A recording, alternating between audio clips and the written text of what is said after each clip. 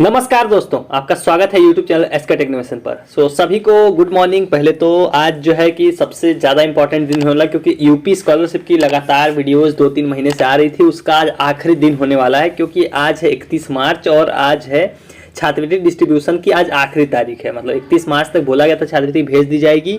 उसकी आज आखिरी तारीख है। तो किसकी छात्रवृत्ति आएगी, क्योंकि अभी भी बहुत लोगों की छात्रवृत्ति नहीं आई है। मैंने पोल डाला था, लेकिन यहाँ पर बड़ा एक इंटरेस्टिंग चीज़ है, क्योंकि मैंने डाला तो यहाँ पर 37% लोग बोल रहे हैं 4.3 के में से 43 लोगों में से जिनका आया है, और 63% लोग का नहीं आया है। अब देखो, अब या तो जो जिनका आया है उन्होंने वोट नहीं किया, या जिनका नहीं आया वो लोग मेरे ज़्यादा देखने वाले, क्योंकि मैक्सिमम लोगों की छात्रवृत्ति आ गई है। ऐसा मेरा नहीं कहना है, ये समाज कल्याण विभाग का ऐसा मानना है कि उन्होंने मैक्सिमम लोगों की छात्रवृत्ति भेज दी है। और जो आउटपुट निकल के आ रहा है, लोगों से रिस्पॉन्स आ रहा है, उससे यही समझ में आ रहा है कि ज़्यादातर लोगों की छात्रवृत्ति भेज दी गई है और कम लोगों की बची। लेकिन यहाँ के पोल, जो मेरे पोल है, उसके हिसाब से तो उल्टा ही दिखने को मिल रहा है। तो आज 31 तारीख है, किसकी आएगी किसकी नहीं आएगी वो न्यूज़ हम लोग पूरा पढ़ेंगे। समाज कल्याण का क्या कहना है वो सारी चीजें डिस्कस करेंगे। ये सवाल हम लोग इस वीडियो के अंदर कवर करेंगे, कौन कौन से, कि आज के बाद पैसा आएगा कि नहीं आएगा। आज 31 मार्च है, तो आज के बाद क्या 1 अप्रैल को 2 अप्रैल को ऐसे पैसा आएगा कि नहीं आएगा। सेकेंड सवाल है कि दूसरी किस्त कब से आएगी, किस तारीख से आएगी, बहुत लोगों को जानना है। तीसरा सवाल कि रिजेक्ट जिनके स्टेटस हो गए उनका क्या होगा, वो भी देखेंगे हम लोग। और पीएफएमएस और स्टेटस कब से अपडेट होंगे, क्योंकि वो अभी भी वैसे के वैसे पड़े हुए हैं। तो ये सारे सवालों के जवाब हम लोग कवर करेंगे। वीडियो को फटाफट से लाइक कर दीजिए, और जिन्होंने चैनल को सब्सक्राइब नहीं किया है, आपको यहाँ पर सही और सटीक अपडेट्स देता रहूंगा मैं हमेशा। अभी यूपी स्कॉलरशिप के बाद भी और चीजें भी होंगी, तो आपको यहाँ पर चैनल पे आपको इन्फॉर्मेटिव चीजें ही देखने को मिलेंगी। तो चलिए चलते हैं अपडेट की तरफ। तो पहले देख लिए अमर उजाला की तरफ से ये आर्टिकल आया है आज की डेट में।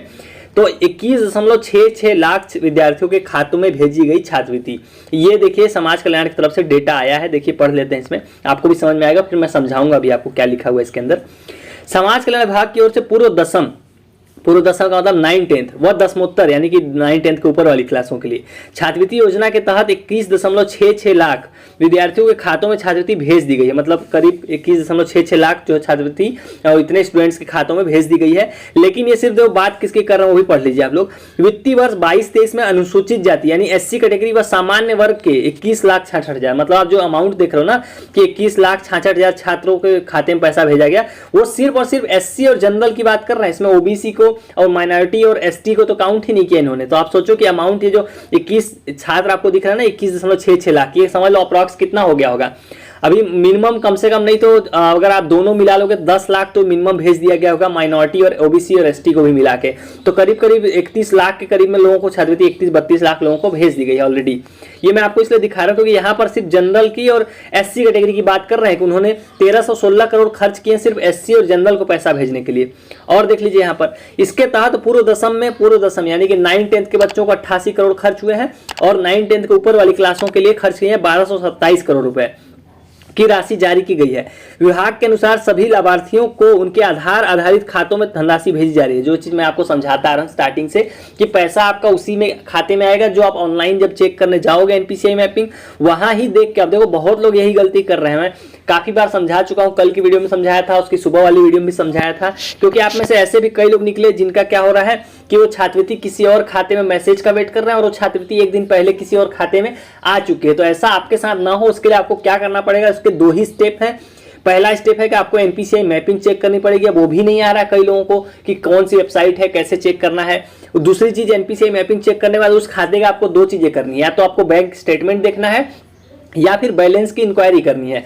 ये 2 चीजें आप कैसे करोगे आइए आपको बता देता हूं। उसके बाद हम लोग इसको भी डिटेल में पढ़ेंगे। आपको कुछ शॉकिंग चीजें भी अभी मैं दिखाऊंगा कि कितने लोगों की छात्रवृत्ति बची है और कितने लोगों की आ गई है और क्या सीन है, पूरा समझेंगे हम लोग वीडियो के अंदर। तो देखिए, सबसे पहले आपको NPCI मैपिंग देखना है। उसके लिए आपको सर्च करना होगा सरकारी जॉब फाइंड। आपके सामने जो पहले नंबर की वेबसाइट आपको दिखाई दे रही है स्क्रीन पर, आपको बस इसको ओपन कर लेना है।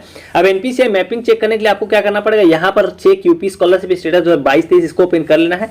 अब देखिए यहाँ पर आपको लिंक मिल जाएगी NPCI मैपिंग या आधार सीडिंग बोल रहे हैं उसको। आपको कैसे देखना है, ये आपको ऑप्शन दिखाई दे रहा है UID Aadhaar linking status with bank. आपको इसको ओपन कर लेना क्लिक हेयर करके। अब देखो यहाँ पे जब क्लिक हेयर करके इसको आप ओपन करोगे तो आपको यहाँ पे दो चीजें लगेंगी, एक तो आधार नंबर लगेगा और जो आपका रजिस्टर्ड मोबाइल नंबर होगा उस पर ओटीपी जाएगा। उसके बाद आप सेंड ओटीपी करके ओटीपी डाल देना और आपको दिख के आ जाएगा भाई कि कौन सा आपका बैंक है। एक ही बैंक यहाँ पर दिखेगा आपको, अगर आपके 4 बैंक है तो यहाँ पर एक ही बैंक दिखेगा जिसका स्टेटस एक्टिव होना चाहिए और डेट भी लिखी हुई कब से एनपीसीआई पे है। तो जिस बैंक का नाम आपको इस लिस्ट में आएगा आपको उसी बैंक के बैलेंस चेक करना या स्टेटमेंट देखना, आपको मैसेज का वेट नहीं करना है। बहुत लोगों के साथ ऐसा हो रहा है मैसेज नहीं आ रहा, तो आपको सीधा स्टेटमेंट और बैलेंस ही चेक करना है अपना। तो ऐसे ये तरीका हो गया बैलेंस चेक करने का। अब उस न्यूज को देखते हैं और क्या छात्रवृत्ति आने का सिनेरियो बचा, कितना बजट बचा, उसको डिस्कस कर लेते हैं। तो देखिए ये तो मैंने डिस्कस कर लिया कि छात्रवृत्ति का कैसे आपको देखने में क्या दिक्कत आ रही है, क्योंकि यहाँ पर लिखा रहा आधार वाले खातों में भेजा जा रहा है। अब पढ़ लेते हैं।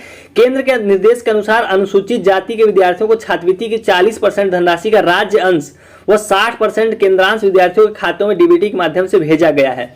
मतलब इस न्यूज में ये लिखा हुआ है कि जो एससी वाले हैं जिनकी दोनों किस्तें भेज दी गई, यहाँ पर ये लिखा है कि उनका भेजा गया, ये नहीं बोल रहे कि भेज रहे हैं, वो लोग बोल रहे हैं भेजा गया। क्योंकि आपको बता दूं मैं एक चीज यहाँ पर कि 27 तारीख को एससी कैटेगरी की सेकंड इंस्टॉलमेंट काफी छात्रों की आई है। जिनकी आई है वो लोग अगर वीडियो देखना जरूर कमेंट करके नीचे एक बात कंफर्म कर देना कि हाँ 27 या 28 तारीख को एससी कैटेगरी की सेकंड इंस्टॉलमेंट आई है।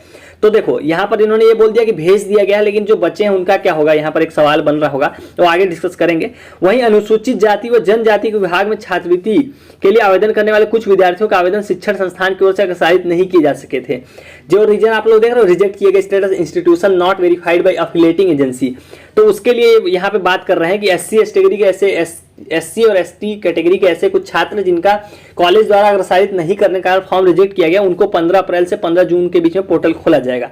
अब सवाल एक ही है अभी भी कि सिर्फ और सिर्फ एससी एसटी के लिए थोड़ी ना वो रिजेक्ट हुए हैं, वो तो ओबीसी जनरल माइनॉरिटी सभी के स्टेटस ऐसे करके रिजेक्ट किए गए। तो पोर्टल सिर्फ और सिर्फ एससी एसटी को खोलने की क्यों बात कर रहे हैं, तो इसका थोड़ा सा जवाब यहाँ पर मिल जाएगा आपको देखने के लिए। जो मंत्री हैं असीम अरूर, उन्होंने देखिए यहाँ पर बोला भी है एक चीज कि सभी पात्र छात्र छात्राओं के खातों में छात्रवृत्ति की धनराशि भेजी जा रही है।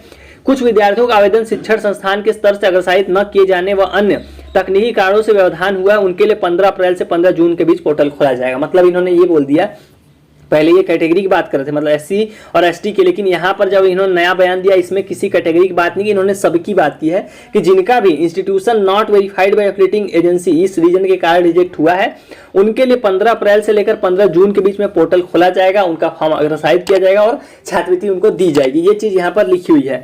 तो ये चीज आपको समझ में आ गया, न्यूज आपको मैंने पूरी समझा दी जो भी था।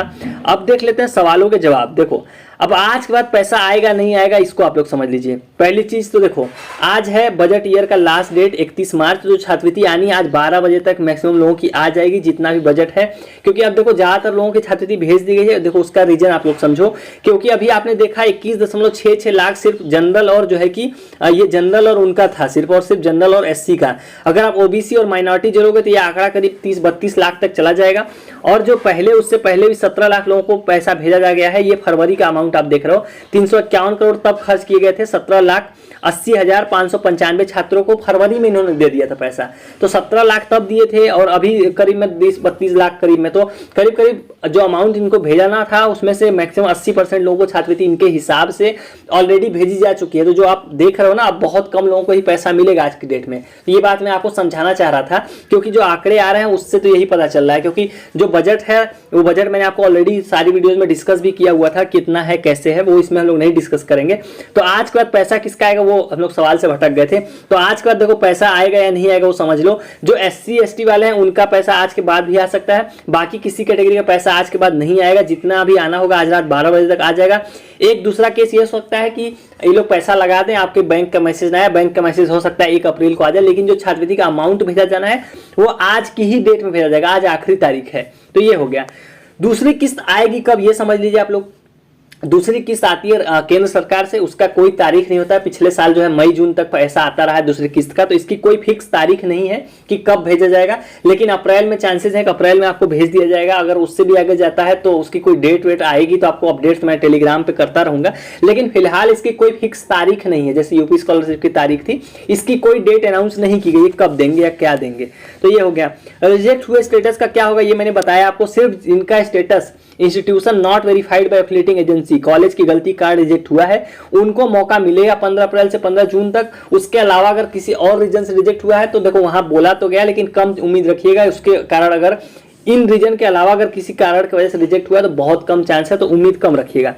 पीएफएमएस और स्टेटस कब अपडेट होंगे? अभी आप लोग देख रहे होंगे छात्रवृत्ति आ रही है लेकिन स्टेटस भी नहीं अपडेट हो रहा, पीएफएमएस भी अपडेट नहीं हो रहा है। तो 31 मार्च के बाद यानी कि कल से आपको देखने को मिल जाएंगे, स्टेटस भी अपडेट होंगे और पीएफएमएस पे जो है कि आपका पैसा भी दिखने लगेगा। तो ये चारों सवाल थे जो आपको जानने जरूरी थे। अब यहाँ पर एक इंटरेस्टिंग, मैंने बोला था ना आपको शॉकिंग चीज दिखाऊंगा, वो देख लीजिए। समाज कल्याण विभाग के हिसाब से उन्होंने जो है कि पहली बार ऐसा रिकॉर्ड इतिहास में किया है कि पूरे जनरल और पूरे जो है एससी कैटेगरी के छात्रों को पैसा भेजा गया है। ये आर्टिकल आप लोग देख सकते हैं, ये कल की डेट का आर्टिकल है।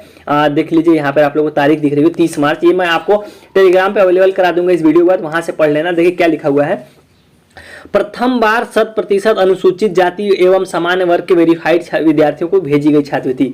मतलब समाज कल्याण का यह कहना है कि उन्होंने एससी और जनरल कैटेगरी के 100% छात्रों को छात्रवृत्ति का लाभ दे दिया इस वर्ष। मतलब जितने भी वेरीफाइड, जिनका स्टेटस इस तरह से था verified recommended by district scholarship committee, उन सारे जनरल और एससी कैटेगरी के छात्रों को इस बार पहली बार ऐसा किया इन्होंने। पहली बार देखिए यहाँ लिखा है प्रथम बार कि 100% स्कॉलरशिप दे दी गई है। ये हो गया देखो। अब यहाँ पर एक इस जगह से एक चीज और उठ के आ रही है, सवाल जो मैं भूल गया था यहाँ पर लिखना, वो ये है कि अमाउंट बहुत कम आ रहा है। मतलब आपकी फीस हो सकती है कि 50,000 हो और पैसा आ रहा होगा 6,000 8,000। तो देखो अब जो आपने वहां पर देखा ना कि 100% छात्रवृत्ति भेज दी गई, उसका एक रीजन ये भी हो सकता है कि आपको कम पैसा भेजा जा रहा है। जिस छात्र को 12,000 देना था उसको बांट के 6-6 करके 2 छात्रों को दे दिया गया। तो जो जिनको पैसा मिलना था उन छात्रों की संख्या बढ़ गई, इसलिए 100% को मिल गया। क्योंकि जनरल का बजट तो 400 करोड़ ही था और पूरे जनरल वालों को अगर पैसा मिला है तो अगर अमाउंट आपका कम आ रहा है, चाहे किसी का भी, चाहे ओबीसी का हो या किसी का भी, तो इसी रीजन से आ रहा है क्योंकि ज्यादातर छात्रों को पैसा मिल सके, इसलिए अमाउंट को इन्होंने कम कर दिया है। तो ये चीजें आपको समझ में आ गई होंगी, उम्मीद करता हूं लगभग मैंने सारे डाउट्स आपके क्लियर कर दिए होंगे। सो वीडियो को लाइक करके जाना और चैनल से लगातार जुड़े रहना, आपको यहां पर फ्यूचर में भी आपको काम की अपडेट्स देखने को मिलेंगी। सो चलिए गाइस, इस वाली वीडियो में इतना ही। Thank you for watching.